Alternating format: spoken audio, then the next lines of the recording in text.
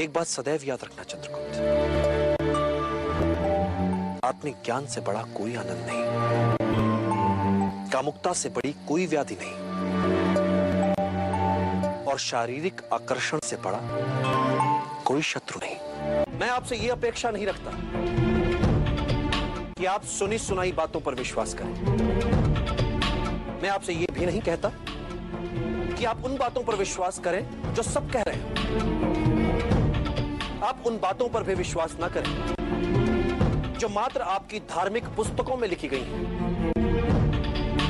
आपसे बड़े आपके वरिष्ठ, आपके आचार्य जो कहते हैं, आप उन पर भी आंख मूंद कर विश्वास ना करें। परंपराएं चूंकि पीढ़ियों से चली आ रही हैं, मात्र इसी आधार पर उन बातों पर विश्वास ना करें। आप उन बातों पर विश्वास करें जिन्हें आपने स्वयं देखा है, जिनका निरीक्षण आपने स्वयं किया है, जो आपको तर्क संगत लगे, जिनसे आपको लगे कि बहुजन हिताय ही बहुजन सुखाय है, तभी आप विश्वास करें। हर महान स्वप्न का आरंभ उस व्यक्ति से होता है जो स्वप्न देखता है,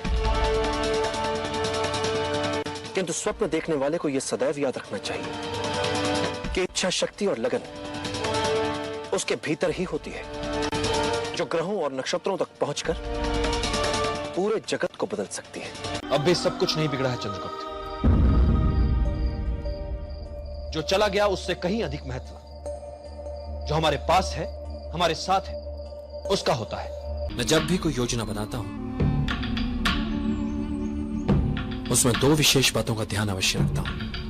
योजना का लक्ष्य अचूक हो और किसी भी उपलब्ध वस्तु या बात को घातक हथियार बनाने की क्षमता उस योजना में हो। जब हम कहते हैं कि हमारा जन्म इस धरती से हुआ है, तो इस बात के पीछे हमारा एक भाव होता है कि हमें सब कुछ इसी धरती से मिलता है। ये धरा खेत बनकर हमारा पेट भरती है, अपने आंचल में हमें रहने के लिए स्थान देती है, अपने जल स्रोतों से हमें पीने के लिए जल देती है, हमारी सांस लेने के लिए हमें हवा देती है। ये धरती हमारे लिए मात्र चलने की वस्तु नहीं, मां समान पूजनीय है। कोई भी व्यक्ति असाधारण बुद्धिमान नहीं होता। व्यक्ति या तो बुद्धिमान होता है या मूर्ख। असाधारण क्या है इसमें?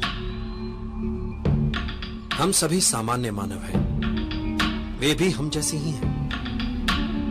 एक बात सदैव याद रखना इंद्रदत्त, राजनीति के इस खेल में शासक के पास सबसे घातक हथियार शासित की सोचने की शैली को लेकर उसकी समझ होती है।